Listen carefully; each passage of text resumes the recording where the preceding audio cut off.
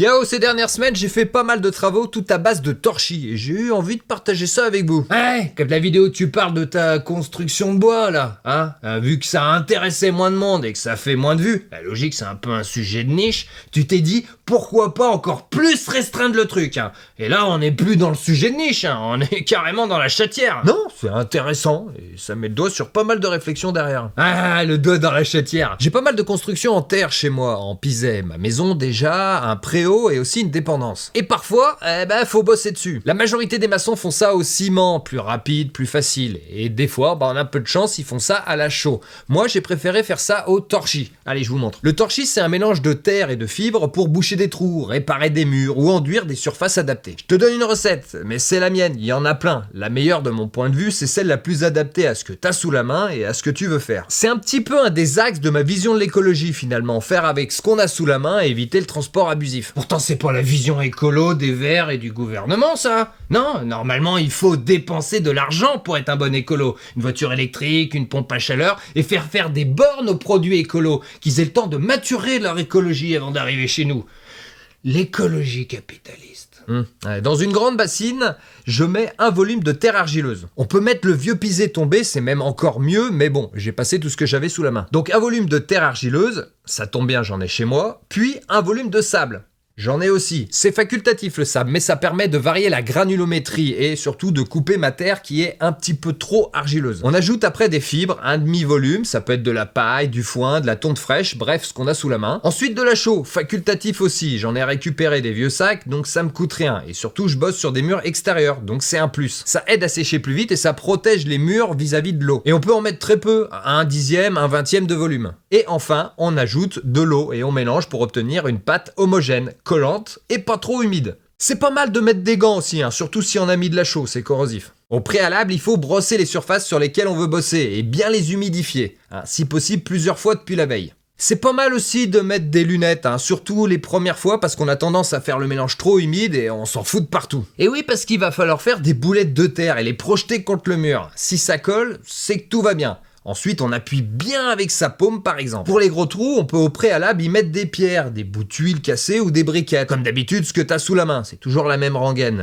Il faut bien combler les petits orifices et continuer notre office. Donc là, j'ai réparé des zones abîmées, une fissure et un angle. Ça va mettre une bonne semaine à sécher et le rendu sera impeccable et d'une solidité incroyable. Il y a quelques mois, avant de poser mon panneau de basket, cadeau d'anniversaire d'il y a 3 ans, j'ai un petit peu de retard, j'ai comblé tous les trous du mur et surtout réparé une grosse fissure juste sous le panneau. Ces dernières semaines, j'ai comblé 150 trous des murs de ma dépendance avec des briquettes et des tuiles cassées pour la rendre hors d'eau, hors d'air. C'était long, mais ça m'a coûté que du temps, et c'est assez plaisant à faire. L'autre avantage, c'est que le jour où tu veux faire un joli crépi, ça économise énormément de matière, parce que généralement, quand on projette, c'est dans ces trous-là où on en passe le plus. Et j'ai calculé, à peu près, je pense que j'ai bien économisé sur ma dépendance l'équivalent d'une palette de 25 sacs de crépi. Minimum. Et pourquoi tu fais pas ton crépi en torchis ? À la main si t'es si courageux, quelques centaines de mètres carrés. Feignant. J'ai commencé avec des tâches pas trop compliquées pour me sensibiliser à la matière, à la technique et pour tester des mélanges, avant d'attaquer les gros chantiers. Je sais pas si vous vous rappelez, mais lors d'une tempête tornade l'année dernière, j'ai eu des dégâts et entre autres, un bout de mur qui s'est écroulé. Les maçons sont unanimes, c'est coffrage, coulage de béton armé, avec à la clé un petit billet de 1000 à 1500 euros, et même payé par l'assurance.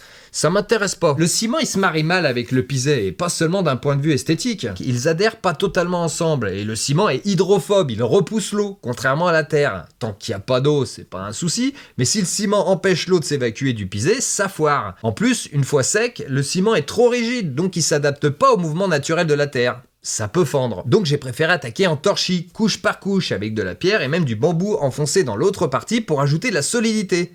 Là, j'arrive à peu près en haut et c'est pour ça que j'ai attaqué de l'autre côté en parallèle. Ça m'empêchera pas à la fin de faire une sorte de ceinture avec un fer plat plié à 90 de chaque côté pour maintenir le tout. Mais en attendant, c'est hyper solide et je suis assez content du résultat. Après, j'ai un renforcement de mur de maison à faire et là, je commencerai à être assez calé pour m'y attaquer. Et enfin, viendront des constructions plus ludiques, mais malheureusement qui passent après. Car oui, en torchis, on peut faire un paquet de trucs vraiment cool. Du four à pizza à la cabane en plein air.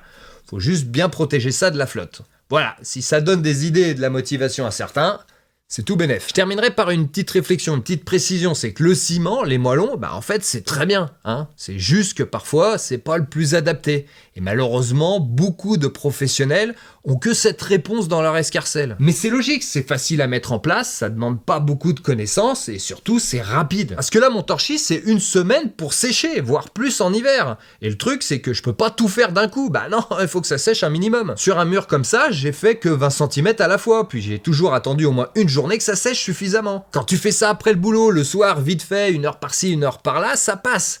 Mais quand ça doit être ton taf dans une économie capitaliste, c'est pas vraiment possible. Wow, la société moderne! Excuse-moi, je passais par là, man. Et c'est comme pour beaucoup de choses, tout est question de point de vue. Quand tu te places du point de vue de l'humanité, l'hégémonie du ciment et du moellon, c'était une nécessité. Pour répondre à l'augmentation de la population et donc des constructions, il n'y avait pas trop le choix. Facile à fabriquer en grande quantité, facile à manipuler pour une main-d'œuvre même peu qualifiée, et ça permet de construire vite, très vite même. Il y a beaucoup d'avantages. Par contre, si on change de point de vue, en passant de l'humanité à l'humain, c'est pas forcément le mieux niveau pollution, isolation, écologie et même niveau engraissement de multinationales pas très propres, aussi bien au sens figuré qu'au sens pas très propre. Pour finir, c'est juste un retour d'expérience que je vous donne. J'ai peut-être été un peu brouillon dans mes explications. J'ai essayé surtout de vous donner l'envie de vous renseigner un peu plus. Et si ça vous intéresse, pourquoi pas de vous mettre à jeter de la boulette de terre. Hey, jette de la caillasse, l'enfoiré!